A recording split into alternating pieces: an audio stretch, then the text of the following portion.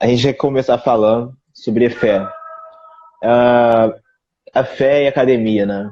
Elas são conciliáveis? Será que a fé é bem-vinda na academia? Crer é pensar? Né? São perguntas que a gente tem como chave inicial para essa conversa que a gente tem aqui. A gente, em uma das lives anteriores, conversamos, né? A gente conversou sobre ser cristão na universidade.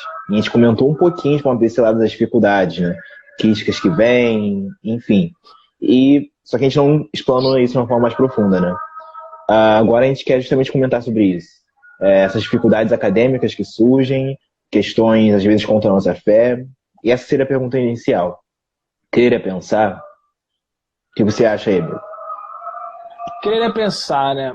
Eu creio que crer é também pensar, né? Tem um Uhum, livro do John Stott que se chama uhum, exatamente isso, né? Crer é também pensar. Mas eu creio que a gente não pode falar que crer é pensar, né? Porque ela não é só pensar, ela é também pensar, né? Deus nos fez uhum, seres racionais para que a gente adore Ele também através da razão. Devemos adorar a sim. gente, nós devemos adorar a Ele com todo o nosso ser, né? E isso tem fundamento bíblico, né? Por exemplo, separei alguns textos aqui, ó, Mateus 22:37, que diz: asseverou-lhe Uhum, Jesus, amarás o Senhor teu Deus de todo o teu coração, de toda a tua alma e com toda a tua inteligência. Ou Romanos sim. 12:1, rogo-vos, pois, irmãos, pela compaixão de Deus, que apresenteis os vossos corpos em sacrifício vivo, santo e agradável a Deus, que é o vosso culto racional. Então, para que a gente possa ter um Uhum. culto racional, a gente precisa ter uma fé racional. Então, eu creio que a resposta é essa. Crer não é Também. pensar, é também pensar.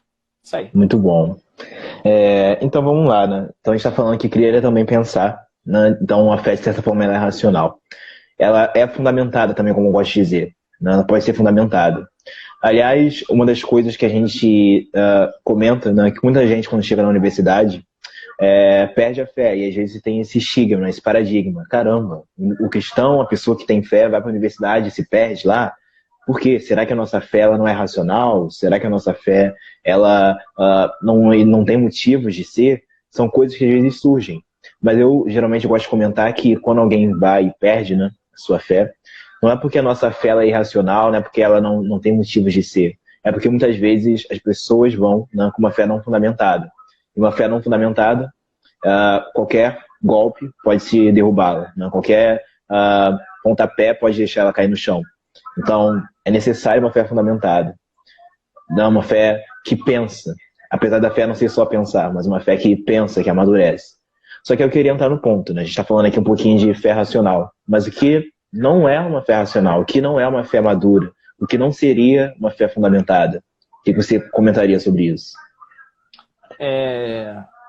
Na minha opinião, assim, de forma bem simples, bem resumida, eu acredito que aquela fé que não é fundamentada é aquela Uhum, fé que ela foi tomada como óbvio desde a sua nascença, né? Você simplesmente aceitou ela, de repente, dos seus pais, enfim, da sua criação.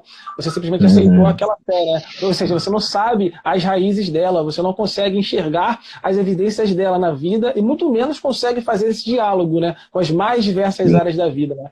Tem um professor aí da UERJ, eu esqueci o nome dele. Se alguém for de pedagogia aí, de licenciatura e puder me ajudar, de filosofia, Diogo alguma coisa. Não lembro o nome, mas ele falou uma coisa em uma aula dele de filosofia muito interessante, né? Ele falou, um rapaz levantou a mão para fazer uma pergunta, né? Aí falou assim, uhum, talvez essa pergunta seja muito óbvia. Ele falou assim, isso eu nunca esqueci. Ele falou, as perguntas óbvias são as melhores.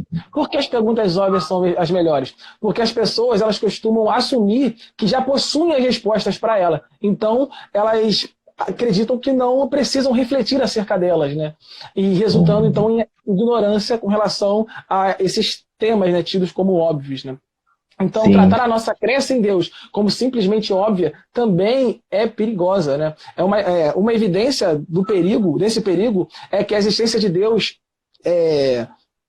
é, a existência nele é prontamente abalada uhum, quando a gente vai para a faculdade, né, e encontra uhum, algum intelectual que expõe argumentos a favor da inexistência de Deus de forma racional, né? Quando a gente sim, tem essa fé não fundamentada, a gente tende a ter essa nossa fé abalada, né? E na universidade isso uhum. fatalmente vem a acontecer com frequência. Sim, e é muito interessante isso. A pessoa vai, né, para um campo cheio de lobos. Se ela não estiver preparada, esses lobos vão devorar a fé dela. Então, Sim, sim. uma pessoa que nunca talvez tenha pensado sobre os argumentos para a existência de Deus, de repente chega e ouve, né, de um doutor que ele é uma pessoa conhecedora, né, uma pessoa sábia, só que com aquela vertente dele lá, obviamente vai parecer que é aquela visão dele que é a única visão. Quando, na verdade, existem outras pessoas de mesmo nível intelectual, ou até mais do que ele, que têm argumentos para a par. Mas, infelizmente, aquela pessoa não teve conhecimento disso. E aí é um ponto interessante, né? A gente vê a diferença entre fé e fideísmo. Fideísmo é um termo que eu vi há um tempo, do doutor em arqueologia, o Rodrigo Silva, né? Que é um cristão, por sinal, ele explicando um pouquinho sobre isso que a gente está falando aqui, dos motivos para crer em Deus. Ele diferencia fé de fideísmo, sabe? A fé como essa fé madura, onde a gente pode de alguma forma amadurecê-la com conhecimento, não só pelo pensar, mas também pelo pensar, diferenciando essa fé de uma fé apenas fideísta, que é o ouviu de bate-pronto. Não é assim porque é assim. Nem tentou pensar sobre, entende? E esse é um ponto importante. Se a gente ir apenas com a mente cheia de fideísmos, quando vierem as críticas, muito provavelmente não vamos estar preparados para enfrentá-las. Dificilmente uma fé baseada em fideísmos ou uma fé não amadurecida, vamos dizer assim, né, não fundamentada, vai sobreviver, né, num campo minado como esse. Mas aí uma pergunta. Quais seriam, para você, consequências dessa fé frágil? Quais seriam consequências positivas e negativas dessa fé não fundamentada, uma fé que não se preocupa em amadurecer, em estudar? Quais você acha que são as consequências de uma fé assim? Assim, eu entendo que não existe consequências positivas, né? O que a gente poderia dizer aí, com uma consequência positiva, entre aspas, seria consequências confortáveis, de repente, né? De repente, uma pessoa que tem uma fé frágil, fraca, ela talvez não seja tão desafiada ou tão confrontada, né? Com relação àquela pessoa que tem aquela fé mais firme, né? Só que as consequências negativas, elas são notáveis, né? Por exemplo, a instabilidade, né? A gente está indo para um ambiente extremamente plural, onde a gente vai se deparar com as mais diversas cosmovisões, com as mais diversas formas de ver a vida.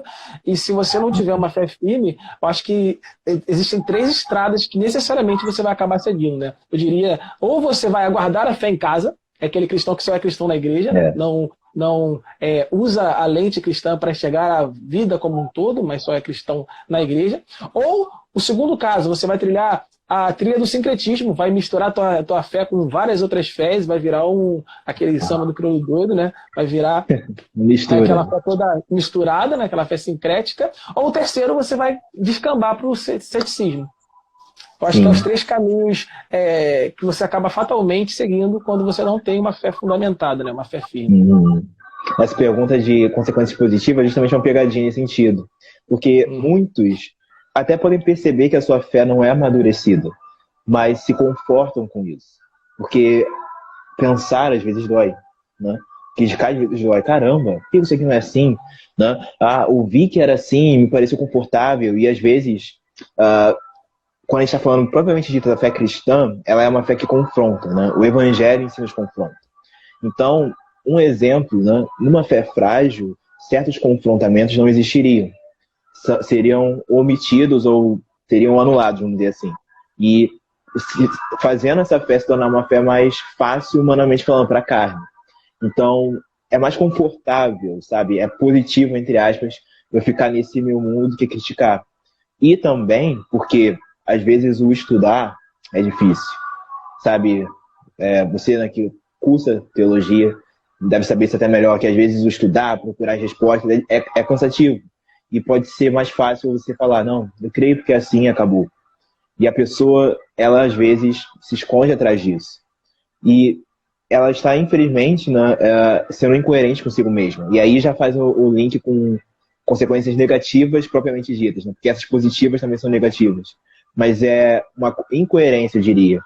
Porque, no fundo, quando as críticas vêm e quando ela mesma se autocritica, ela percebe pontos falhos. Ela pode perceber que tem coisas estranhas no que ela diz professar, mas ela mesma não busca a resposta para aquilo. Então ela acaba, às vezes, não sendo consistente. e sendo incoerente consigo mesmo, entende? Então, é perigoso isso. É tão perigoso que, com a fé frágil, é como se nós não estivéssemos firmes na nossa própria identidade. Sabe quando Tiago, lá na sua carta, vai falar, né? Que o homem que olha a lei e não a pratica é semelhante a alguém que se olha no espelho e esquece seu próprio rosto. Está falando de identidade aí, uma fé que pratica.